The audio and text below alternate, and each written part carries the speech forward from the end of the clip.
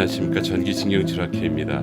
제가 힘줄 파열의 자연 회복 과정에 대해서 유튜브에 제가 제법 좀 많이 올렸는데 아직도 잘 이해가 안 되시는 분들이 좀 있으신 것 같아요. 그래서 오늘 이 시간에는 미세 파열, 부분 파열, 소파열, 중파열, 대파열 이렇게 분류가 되는데요. 각각의 그 파열 특징에 대해서 제가 여러분들께 아주 쉽게 설명 한번 드려보고요. 어떻게 회복되는지, 그리고 치료법은 뭐가 있는지, 끝으로 수술은 꼭 필요한 것인가에 대해서 한번 언급 드려보겠습니다. 시작해 보겠습니다.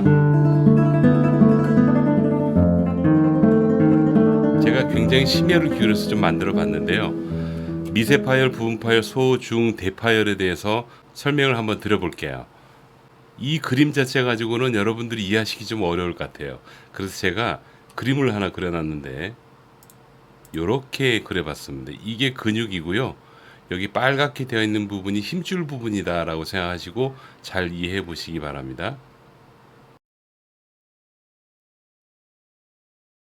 자, 먼저 미세 파열 한번 가볼까요? 미세 파열은 뭐냐면 어깨 힘줄 전체 사이즈에서 요만큼 틀어진 거예요. 그걸 미세 파열이라고 합니다.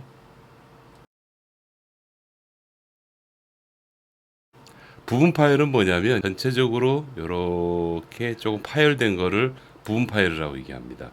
그래서 여러분들이 MRI를 찍어서 파열이 왔다라고 얘기하고 뭐 50% 부분 파열 그렇게 얘기하잖아요. 50% 부분 파열이라는 의미는 이렇게 보시는 것처럼 힘줄의 두께가 한 반절 정도 줄었다, 얇아졌다라고 보시면 됩니다. 그게 이제 부분 파열이 되고요. 소파열은 뭐냐면요. 이렇게 부분 파열이 되어 나가다가 나중에는 어떻게 되냐면 여기 뼈까지 드러나요. 이렇게 뼈까지 드러나면서 파열이 일어나는 걸 소파열이라고 그러고요. 중파열은 당연히 조금 더 넓어진 걸 얘기하는 거죠. 대파열은 아주 넓게 벌어진 걸 얘기하는 거고, 완벽하게 파열된 거를 이렇게, 자, 이렇게 완전히 끊어지면 어떻게 되겠습니까? 근육이 팅 하고 말려 들어가겠죠. 자, 그 중에서 대부분의 환자분들이 어떤 진단을 받냐면 이 부분 파열 진단을 받아요. 이 부분 파열이 이만큼 되었을 때 전문의가 보시기에 이게 계속 진전이 돼가지고 소파열, 중파열, 대파열 해서 전체적으로 힘줄이 떨어지겠다라고 걱정이 되면은 수술을 하자고 말씀을 하시게 되는 겁니다. 대부분 그 기준을 어디로 잡냐면 부분 파열 한 50% 정도 얇아지면 많이 걱정들을 하세요. 거기다가 소파열이 되면 이건 무조건 수술을 해서 꼬매줘야지. 꼬매주지 않으면 이게 이제 중파열, 뭐 대파열 이렇게 막 진행이 될 거다라고 아마 얘기를 하실 겁니다. 예, 그 말은 맞습니다. 그래서 팩트는 사실입니다. 그러나 진실은 아니에요. 어떤 의미냐면 팩트라고 말씀드리는 거는 그렇게 될 가능성이 있다라는 부분은 사실이고요. 그렇지만 모든 사람이 다 그렇게 되지는 않는다까지 합치면은 그건 진실이 됩니다. 여러분 이해되셨어요? 그래서 소파열이 되었다 하더라도요. 그 상태에서 대파열로 진행해서 이거 뭐 완전히 끊어질 그럴 가능성이 있습니다까지가 팩트고요. 진실은 거기에 추가로 또 뭐가 들어가냐면 그러나 전부 다 이런 식으로 진행되지는 않습니다. 일단 관찰부터 해봅시다 라고 말하는 게 진실이 되는 거예요.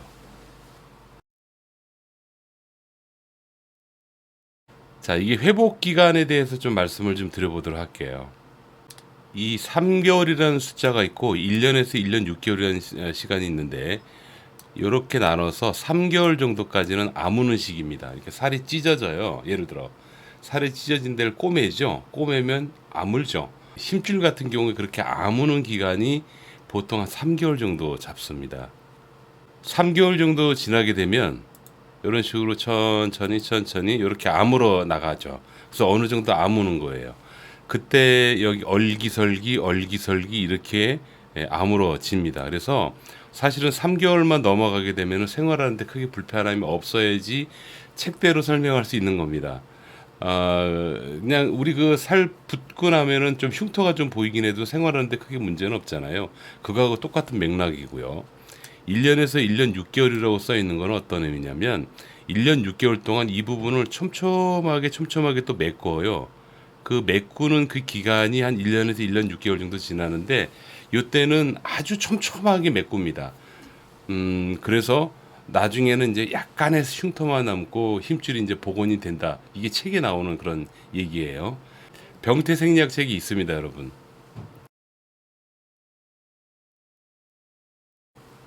그런데 문제가 있죠.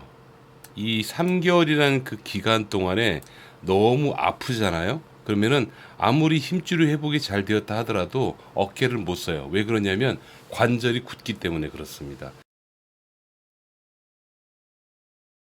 그래서 여러분들은 힘줄은 그냥 복원된다 라고 기본적으로 좀 생각을 하신 전제하에서 반드시 통증, 그 다음에 관절 기능, 이 두 가지를 지키셔야지 돼요. 그래서 지금 만약에 현재 어깨 때문에 고생하시는 분들이 계세요. 여러분 몸이 회복되느라고 지금 아프신 거라고 보시면 되고요. 다만 현재 그 통증이나 관절이 굳는 거는 병원에서 대신 도움 받는 거예요. 그러면 여러분들이 만약에 좋은 병원을 가셔가지고 치료를 해서 아픈 게 줄고 그 다음에 관절도 굳지 않았어요. 예를 들어서 그러면은 안 아픈 상태에서 관절도 굳지 않은 상태에서 몸은 3개월, 1년 6개월이라는 그 기간 동안 서서히 아물어 나가기 때문에 결국에는 안 아프고 좋아지게 되는 겁니다. 그런데 만약에 이 3개월 이 기간 동안에 여러분들이 병원에서 아무리 치료를 했는데도 계속 아파요. 그리고 아무리 열심히 치료했는데 관절이 굳어버렸단 말이에요.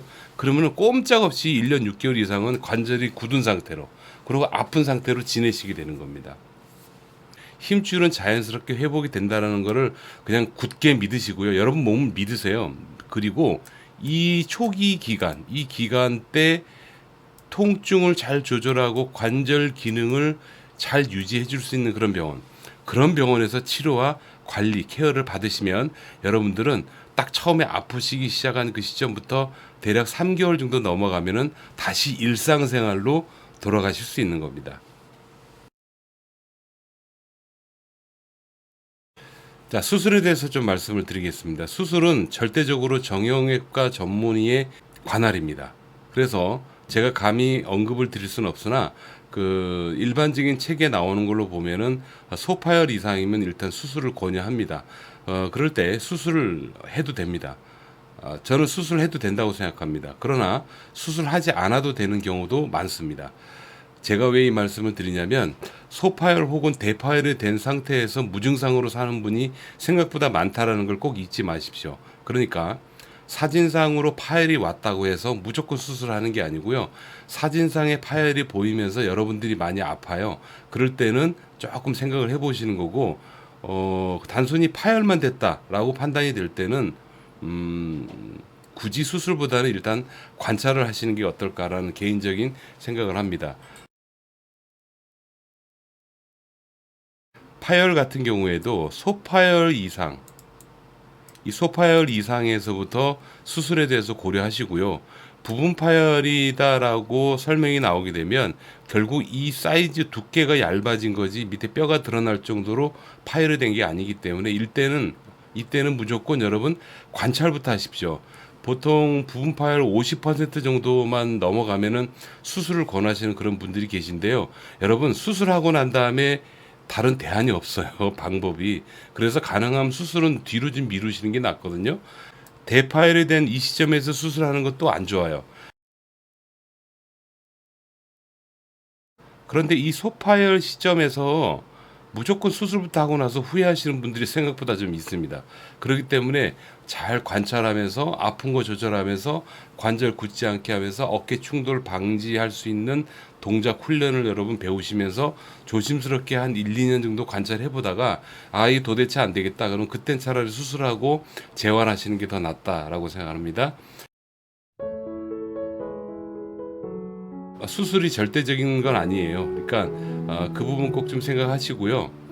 좋은 병원 잘 선택하셔서 여러분들의 통증 그리고 여러분들의 관절이 굳지 않도록 잘 유지시켜 줄 수 있는 그런 병원을 찾아보시면 어떨까 하는 그런 생각이 듭니다. 끝으로 제가 속해 있는 학회에 내원하신 어깨 환자 한 몇 케이스를 하이라이트 형태로 좀 보내드리도록 하겠습니다. 보여드리는 영상은 페이스북에서 라이브로 방송을 한 그 환자 사례이고요. 그냥 눈으로만 보여주는 그런 치료가 아니고 실제로 이런 결과를 여러분들도 똑같이 경험할 수 있다라는 것을 말씀을 드리면서 오늘 영상 마치도록 하겠습니다. 여러분 건강하시고요. 건강한 레저 즐기시면서 행복한 인생 사시기 바랍니다. 여기까지입니다. 감사합니다.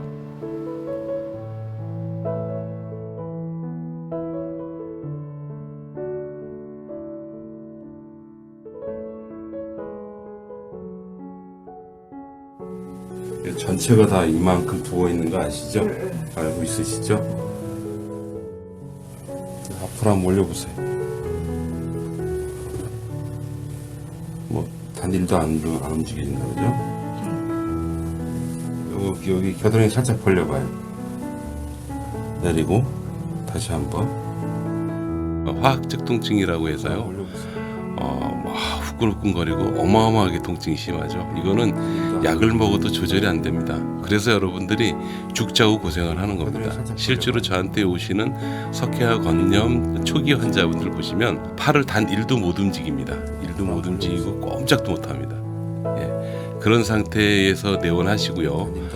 잠도 못 자요. 앉아서 꼬박꼬박 졸다가 오시는 그런 경우도 많고 기본적으로 병원을 제대로 찾기 전까지는 계속 아파요. 그래서 지금 저한테 오셨던 환자 한 분의 한 예를 들어보면 무려 4일 동안 밤새도록 잠을 못 자고요. 꼬박꼬박 졸다 오신 그런 환자분이세요.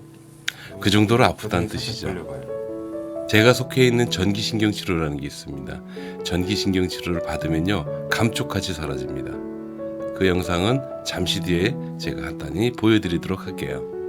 요래 하셔가지고 한번 쭉 올려보세요. 쭉 귀까지 번쩍 쭉. 그렇지. 이때 괜찮으시죠 지금? 네, 내려보시고.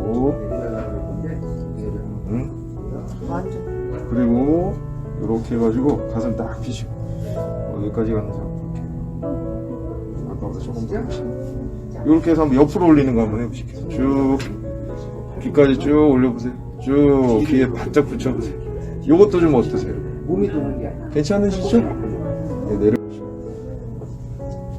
내줄 때 여기 좀 땡기는 조금 땡기는 맛이 있으시고. 어제랑 비교하면 좀 어떠세요? 아니 좋죠. 어제는 팔도 못 드셨죠? 아무것도 못했잖아요. 여기서 이것도 못했잖아요. 그러니까요. 고생하셨고요.